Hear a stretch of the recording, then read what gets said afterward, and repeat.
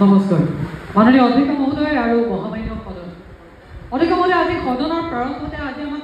খেতি পথাৰলৈ যাবলৈ কোৱা সন্মানীয় চৰকাৰী পক্ষৰ বক্তাগৰাকীক স্পষ্ট কৰি দিওঁ যেতিয়া ৰাইজৰ আইন 2014 অধ্যয়ন কৰি গম পালোঁ যে অসমৰ 64% কৃষকে হৈছে মাৰ্জিনেল ফাৰ্মাৰ অৰ্থাৎ উপান্ত কৃষক যাৰ খেতিৰ পৰিমাণ 1 হেক্টৰতকৈ কম 54% কৃষকৰ নিজৰ ভূমিৰ ওপৰতে মালিকীস্বত্ব নাই তেতিয়া খেতিয়কজন অৰ্থনৈতিকভাৱে স্বাৱলম্বী হোৱাৰ স্বপ্নটো মৰহি পৰে অধিক মহোদয় আজি ৰেচম উদ্যোগৰ কথা কোৱা সন্মানীয় চৰকাৰী পক্ষৰ বক্তাসকলক স্পষ্ট কৰি দিওঁ অসম চৰকাৰৰ ৰেচম বিভাগৰ উদ্যোগৰ অধীনত 106টা মুগা উদ্যোগ থকাৰ পিছতো কিন্তু যেতিয়া মুগা উৎপাদন কমি যোৱাৰ বাবে অসম চৰকাৰৰ যিসকল কৰ্মচাৰী সেই কৰ্মচাৰীসকল ওলাই আহিবলৈ বাধ্য হৈছে তেতিয়া উদ্যোগীকৰণৰ জৰিয়তে অৰ্থনৈতিক স্বাৱলম্বী হোৱাৰ স্বপ্নটো আমাৰ মৰহি পৰে অধিক মহোদয় আজি 1901 চনতে ডিগবৈ তেল শোধনাগাৰৰ জৰিয়তে আমাৰ অৰ্থনৈতিক স্বাৱলম্বিতাৰ পথ ৰচি বুলি কোৱা সন্মানীয় চৰকাৰী পক্ষৰ বক্তাগৰাকীক স্পষ্ট কৰি দিওঁ যে তেল নিদি বুলি আন্দোলন কৰা এইখন অসমৰ পৰা যেতিয়া তেজু পুহিলে তেলো কাঢ়িলে তেতিয়া আমাৰ অৰ্থনৈতিক স্বাৱলম্বিতাৰ স্বপ্নটো মৰহি পৰে তাতোতকৈ দুৰ্ভাগ্যৰ কথা অধ্যক্ষ মহোদয় আজি এগৰাকী সন্মানীয় চৰকাৰী পক্ষৰ বক্তাই অটল বিহাৰী বাজপেয়ীৰ এষাৰি বাক্য আহৰাই কৈ থৈ গ'ল যে অসমৰ প্ৰত্যেকজোপা বাঁহ হৈছে একোজোপা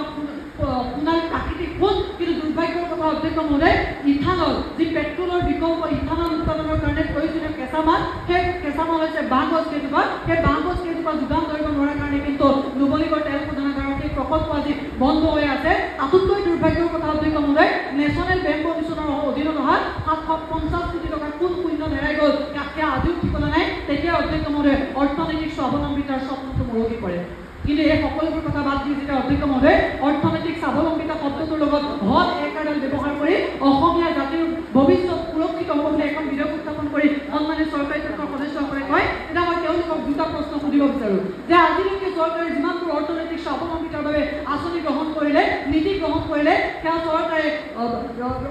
থিয়েটাৰৰ প্ৰাক মুহূৰ্তত পৰা নৃত্য নাটিকাহে আছিল আৰু কাৰণ চৰকাৰে শোষণ বঞ্চনা আৰু প্ৰবঞ্চনা এটি কৰি আহিলে সেই কথা আজি সদনৰ মাজ বুজে স্পষ্ট কৰক দ্বিতীয়তে তেওঁলোকে আজি স্পষ্ট কৰক যে পুঁজিপতি গোষ্ঠীৰ হাতলৈ যিদৰে অসমৰ উদ্যোগ আৰু কাৰখানাসমূহ গতাই দিয়া হৈছে সেই পুঁজিবাদী অৰ্থনৈতিক ক্ষেত্ৰখনৰ অৰ্থনৈতিক স্বাৱলম্বিতাৰ ৰূপৰেখা কেনেদৰে প্ৰস্তুত কৰিব আজি সন্মানীয় চৰকাৰী পক্ষৰ বক্তাসকলে স্পষ্ট কৰি দিয়ক কাৰণ মাননীয় অধ্যক্ষ মহোদয় স্বাৱলম্বিতা প্ৰতিষ্ঠা হ'ব আমাৰ অৰ্থনীতিখনত যি সময়ত প্ৰকৃত স্থিৰ পুঁজি গঠনৰ ক্ষেত্ৰত অসমৰ স্থান ভাৰতৰ ভিতৰত 28 নম্বৰত আছে সামগ্ৰিক বহনক্ষম উন্নয়নত মাননীয় অধ্যক্ষ মহোদয় অসমৰ স্থান ভাৰতৰ ভিতৰত 26 নম্বৰ হোৱাৰ লগতে 1,64 লাখ ঋণৰ বোজা অসমে বৰ্তমান সময়ত গভীৰ গ্ৰহণ কৰিব লগা হৈছে তেনেকুৱা প্ৰেক্ষাপটত মাননীয় অধ্যক্ষ মহোদয় ৰাজনৈতিক আৰু ধৰ্মীয় প্ৰভুত্বতকৈ অৰ্থনৈতিক স্বাৱলম্বিতাইহে যে অসমীয়া ভৱিষ্যত সুৰক্ষিত কৰি তুলিব সেই কথা আমি কেতিয়াও বিশ্বাস কৰিব নোৱাৰোঁ অধ্যক্ষ মহোদয় আজি সন্মানীয় চৰকাৰী পক্ষৰ বক্তাসকলে নিজে উত্থাপন কৰা বিধেয়কৰ সৈতে নিজৰে দৃষ্টিভংগী স্পষ্ট নহয়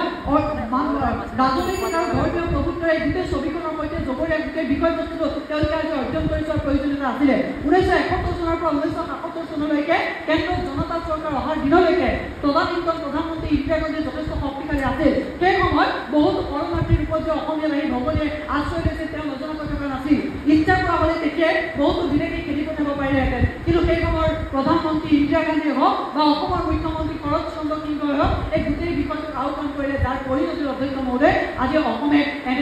এনে সন্ধিখনৰ বাবদ ভুগিব লগা হৈছে তেতিয়াই যদি বুজিছিলেহেঁতেন যে ভৰিত তোমাক কাঁইট উলিয়াওঁতে দেহে পৰা কষ্টখিনি সহ্য কৰিব নোৱাৰিলে পিছলৈ ভৰিখন গেলি যাবগৈ আজি আমি ৰাজনৈতিক আৰু ধৰ্মীয় প্ৰভুত্বৰ সৈতে অৰ্থনৈতিক স্বাৱলম্বিতাৰ যুক্তি বিচাৰিব লগা নহ'লেহেঁতেন সমান্তৰালভাৱে অধ্যক্ষ মহোদয় শেষত আপোনাৰ জৰিয়তে সন্মানীয় চৰকাৰী পক্ষৰ সদস্যসকলৰ সমৰ্থন আদায় কৰিবলৈ চেষ্টা কৰিছোঁ লগতে সুধাখণ্ডই যে কৈ গৈছে সেই সুধাখণ্ডই কৈ যোৱা বাক্যৰ দৰে তেওঁলোকক কওঁ যে প্ৰতি অসমীয়াই কি কৰা উচিত সেই কথা সেই উপদেশ দিবলৈ আজি তাই নাছিল বোলে হেংদান ধৰি লাচিত নাথাকিলেও আগুৱাই যাবই লাগিব ধন্যবাদ অধ্যক্ষ